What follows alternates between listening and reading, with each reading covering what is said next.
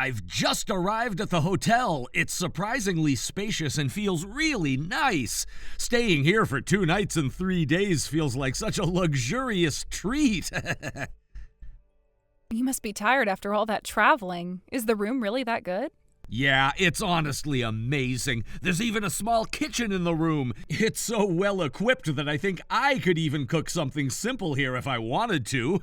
Honestly, this doesn't feel like a work trip. It feels more like a mini vacation. That sounds incredible. Now I'm wishing I had come along with you on this business trip.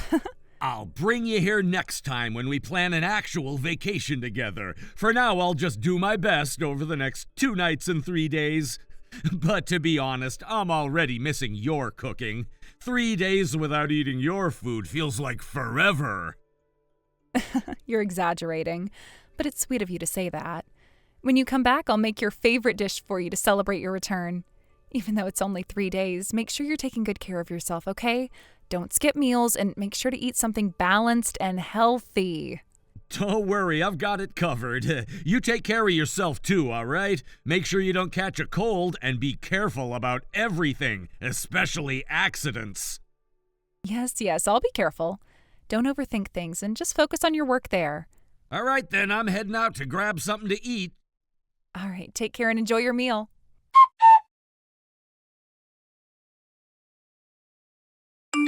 Finally, I managed to get out of the house. After being under her constant nagging, it feels so good to breathe freely again.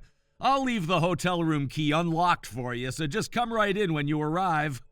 Honestly, my clueless wife hasn't noticed a single thing yet. It's absolutely hilarious. She keeps sending me these "take care of yourself and make sure you eat" messages, like she's my mom or something. Seriously, who does that? She's such a boring old hag. I can't even see her as a woman anymore, not since years ago. I wish we could hurry up and stop having to sneak around like this. I want us to be able to enjoy ourselves openly without worrying about her at all. But for now, just get here quickly. I've been waiting all day for this. Let's have an amazing time tonight. Wait, what? Oh, crap! No, wait! I sent that by mistake! Please, don't think about it. Just forget I ever sent it, okay? Forget it? Are you serious? How could I possibly forget this? What is this? What are you talking about? Am I the stupid wife you mentioned? Who was this message actually for? Tell me the truth, David. No, it's nothing like that. It was just a joke. Yeah, just a stupid joke between friends. I sent it to you by mistake, and I didn't mean a single word of it. A joke? A joke about calling me stupid, about calling me an old hag? And you say you don't see me as a woman anymore? Don't insult my intelligence. Tell me, who were you trying to send this to? It's not what you think. It's just someone I know from school, an old friend, that's all. We were just messing around. I swear it's nothing serious. An old friend? And you invited this old friend to your hotel room? You told this person you couldn't wait to have fun with them? David, just admit it. You're cheating on me, aren't you? What? No way! Of course not! I'd never cheat on you. How could you even think that? How could I not think that, David? This message wasn't meant for me, and it's obvious who it's meant for. You're talking about sneaking around behind my back, calling me names, and planning a secret rendezvous. This isn't a joke. No, you're misunderstanding everything. I love you, okay? You're the best wife anyone could ask for. Why would I throw away everything we have for someone else? Do you really think I'm going to fall for that? If you're innocent, you wouldn't mind if I checked your phone, right? Let me see your messages, David.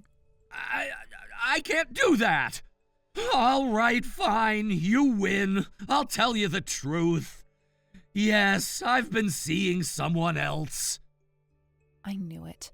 But let's not sugarcoat this. You're not seeing someone. You're cheating. Don't try to make it sound better than it is. I know. I'm really sorry. I didn't mean for things to get this far. Who is she? How long has this been going on? We met at a work party a few months ago. It was just a casual thing at first. She's someone my coworker introduced me to. We've only been involved for about 2 months. Before that, I swear it was completely innocent. A work party? Do you mean a mixer? You went to a mixer without telling me? And now you're trying to convince me it was all innocent at first. Don't make excuses, David. I know I messed up, but it's not what you think. I swear she doesn't mean anything to me. You're the one I truly love. Stop it. You've been bad-mouthing me to her and laughing about it together, haven't you? And now you want to tell me I'm the one you love? Do you think I'm stupid? No, I don't think that at all. I admit I made a mistake and I regret it. But can't we just move past this? Everyone complains about their spouse sometimes. Complaining about your spouse is one thing, David. Using those complaints to flirt with your mistress is completely different. You keep saying you're sorry, but your actions show otherwise. I'm sorry. I mean it this time. I'll never do it again, I promise. No more cheating, no more bad-mouthing you. I'll change. But if you could forgive me, there's one thing I'd like to ask. What could you possibly ask for right now? Could we consider letting her be my second wife? Excuse me? Like a side wife, you know? I'd still prioritize you, of course. You'd always be my number one. I just want to split my love between you and her. She's great at housework, too. I think she could even help you out around the house. Think about it. If we ever had kids, wouldn't it be great to have extra support? Have you completely lost your mind? A side wife? What century do you think this is? And you seriously think you're capable of handling 2 wives? Of course I can handle it. Don't insult me like that. You've just wounded my pride as a man. You know what? I've had enough. I want a divorce. You want a divorce because your pride is hurt? Do you even realize how much you've hurt me? It's different from men and women. You're always looking down on me. I'm done with this. I'll divorce you and marry her instead. Fine, if that's what you want, then I'm done too. Let's get this over with quickly. You'll pay what you owe and I'll move on with my life. Fine, I'll pay you whatever you want. I don't care about the money. It's just pocket change to me. You said it. No takebacks later. Don't think I'll go easy on you. Whatever, do what you want. You know what? I'm done trying to explain myself to you. You're just impossible to talk to. Oh, I'm impossible? Coming from the man who just admitted to cheating on me and then had the nerve to ask if he could keep both me and his mistress? Do you even hear yourself, David? I was trying to be honest. Most guys wouldn't even admit they were wrong. I came clean because I respect you enough to tell you the truth. Respect me? You've disrespected me in every possible way. Cheating, lying, bad-mouthing me, and then trying to justify it all like you've done nothing wrong. That's not respect, David. That's just arrogance. Arrogance? I've been the one holding this family together for years. Do you even realize how much pressure I'm under? You don't see what it's like at work, having to be the breadwinner while you're at home complaining about everything I do. Complaining? Is that what you call asking for basic decency and partnership? I work hard too, David, even if it's not in an office. Or have you forgotten that this house doesn't run itself? Oh, please, don't give me that. You have it easy compared to me. Easy, is that what you think? Managing everything at home while dealing with your disrespect is easy? Do you even know what it feels like to be constantly belittled by the person who is supposed to love and support you? And do you know what it's like to feel unappreciated no matter how much I provide? You think it's fun coming home to someone who always has something to criticize? Maybe if you'd show me a little more affection, I wouldn't have looked elsewhere. Unbelievable. So now it's my fault you cheated. You're blaming me for your inability to stay faithful? I'm just saying that relationships are a two-way street. You weren't exactly the perfect wife, you know. Oh, I'm far from perfect, but at least I didn't betray you. I didn't go behind your back, disrespect our vows, or drag your name through the mud. I had my faults, but I was loyal. Can you say the same? Look, I already said I was sorry. What more do you want from me? Blood? What I wanted was a husband who respected me enough not to cheat, but clearly that was too much to ask. Fine, you've made your point. I screwed up, but we can't undo the past. We can only move forward. Move forward with you after everything you've done? That is not moving forward. That is setting myself up for more pain. You don't even want to try to rebuild what we had? What we had? David, what we had is gone. You destroyed it the moment you decided I wasn't enough for you. I'm not going to listen to what you have to say anymore, David. I'll get in touch with you again later, with a lawyer.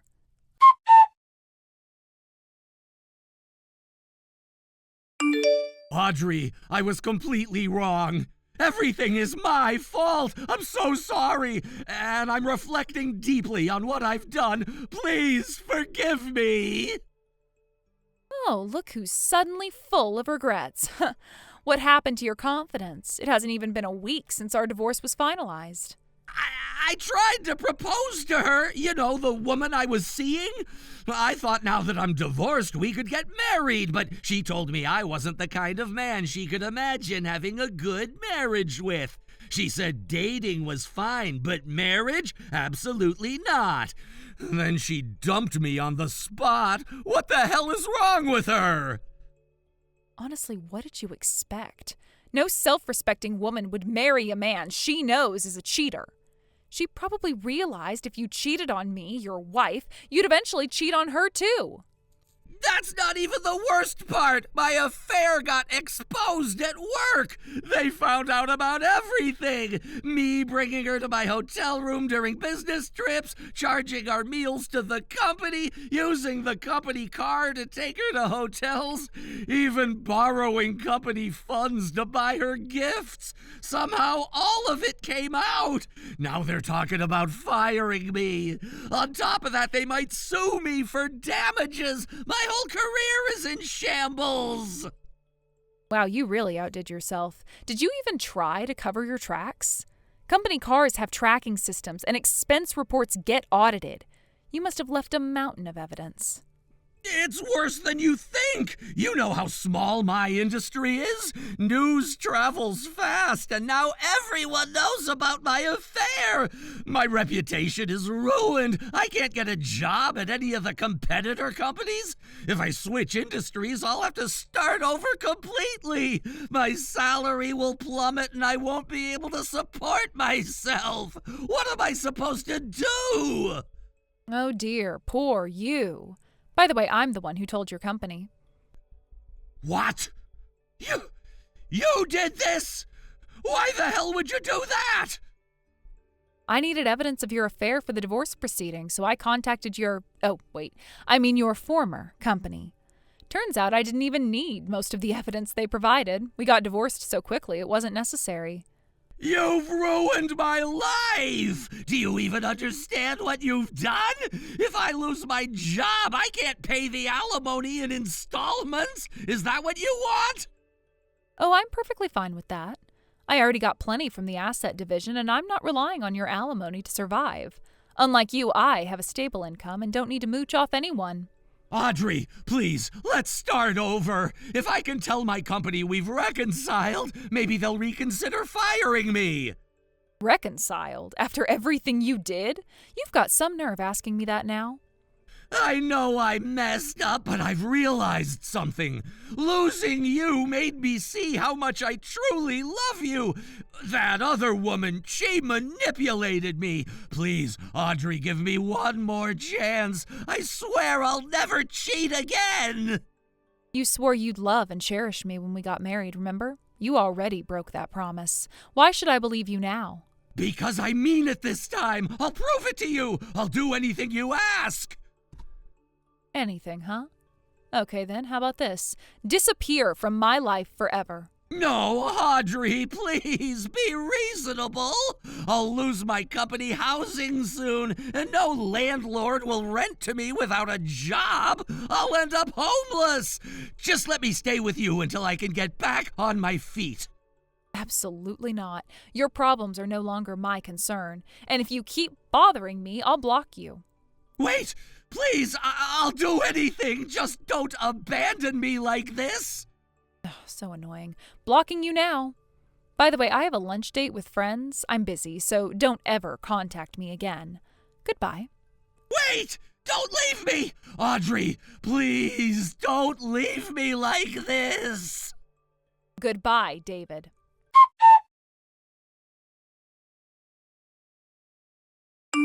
After that, David tried various ways to make contact with me. He would lie in wait trying to ambush me whenever he thought I'd be somewhere. He sent me letters, packages, and even small personal items. It seemed like he was desperate to get my attention, though it was clear he was doing so with a mix of obsession and frustration. At first, I was a bit unsure about what to do. I didn't want to overreact, but at the same time, there was something unsettling about how persistent he was. It felt like he was crossing boundaries in ways I couldn't ignore. So after considering it for a while, I made the decision to contact the police. I didn't want to escalate things unnecessarily, but the situation had gotten to a point where I felt I had no other option. I needed to feel safe again. The police took my complaint seriously, and they were able to track down David. They gave him a stern warning, explaining that his actions were not only intrusive, but could also lead to legal consequences if he continued down that path. It seemed that the warning had the desired effect, as David, who had been so bold before, became noticeably more subdued after that. He stopped showing up at places I frequented and seemed to back off in terms of direct contact. There was an eerie silence where he had once been so persistent. I don't know if he was genuinely scared by the warning or if he simply realized he couldn't keep pushing things further without facing consequences. Regardless, I felt a sense of relief, even though I knew it might not be the end of it. It wasn't long before I heard some unsettling news about David's situation. Apparently, he had been let go from his job. It was unclear whether his behavior had influenced this decision, but the timing was suspiciously coincidental. I had no idea what had been going on at his workplace, but I could only imagine how his obsession might have affected his professional life. If he couldn't maintain his composure and professionalism with me, it was entirely possible that his behavior had been equally erratic in other aspects of his life as well. Losing his job had a severe impact on David. He had also lived in a company-provided apartment. When he was dismissed from his position, it seems like he was also kicked out of the company housing. The reality of his situation must have hit him hard, no longer employed and with no place to stay. David found himself in a dire position. Without a steady income or place to live, he became increasingly isolated. From what I heard later, David had become one of the many people who struggle to find housing, even in the short term. He became what's often referred to as a net cafe refugee. For those unfamiliar with the term, a net cafe refugee is someone who, due to financial difficulties or lack of permanent housing, ends up spending their nights at internet cafes. These establishments typically offer private booths with computers, and many are open 24/7. Some of them even have showers and offer affordable packages for those looking for a place to sleep temporarily. It's a tough and frankly grim situation for anyone to find themselves in, and I couldn't help but feel a small sense of pity for him. While I was also grateful that he wasn't a constant presence in my life anymore, I also couldn't deny the harsh reality that he was now living through. The idea that David, who once seemed to have everything under control and who had been so intent on controlling and manipulating his relationship with me, had now become a person without a job, without a home, was jarring. His obsession with me, which had once felt so overpowering and suffocating, had ultimately contributed to his downfall. He had pushed everything too far, and now he was left with the consequences of his actions. In a way, it was almost poetic. The very thing he had done in an attempt to keep me within his reach had instead led to his complete isolation. He had thought that if he could just make contact with me one more time, if he could just get me to acknowledge him, everything would somehow fall into place for him. But instead it had all unraveled. Now he was living on the fringes of society, surrounded by strangers in a place that wasn't his home, with nothing but his own choices to blame. Despite the complexity of the situation, I couldn't afford to dwell on David's fate. While his actions had disrupted my life in unsettling ways, I had my own path to follow. I had to focus on my work, my friends, and the life I was trying to rebuild after everything that had happened. I couldn't let myself get caught up in what was happening to him, even if it was partly a consequence of his own making. But it's hard not to wonder how things could have turned out differently if David had just respected the boundaries I had set from the beginning. If he had accepted the end of our relationship and moved on, perhaps he wouldn't have found himself in such a devastating position. Instead, his refusal to let go, his relentless pursuit of a connection that was no longer there, had left him with nothing. As time passed, I occasionally thought back to those dark days when I felt constantly on edge, never knowing if David would show up out of nowhere or send another strange letter. The anxiety had become overwhelming at times, but now I could look back with some distance and reflect on the fact that, despite everything, I had made it through. I had taken control of the situation, sought help when I needed it, and managed to regain my sense of safety. For David, on the other hand, the journey was much more uncertain. The future was no longer in his hands, and he was left to face the harsh consequences of his obsession. It's a tragic story, one of a man who lost his way, consumed by his fixation on someone who was never going to be a part of his life the way he had imagined. And in the end, it was his obsession that led him to lose everything he once had. Thank you for watching. Please subscribe and hit the like button. See you next time.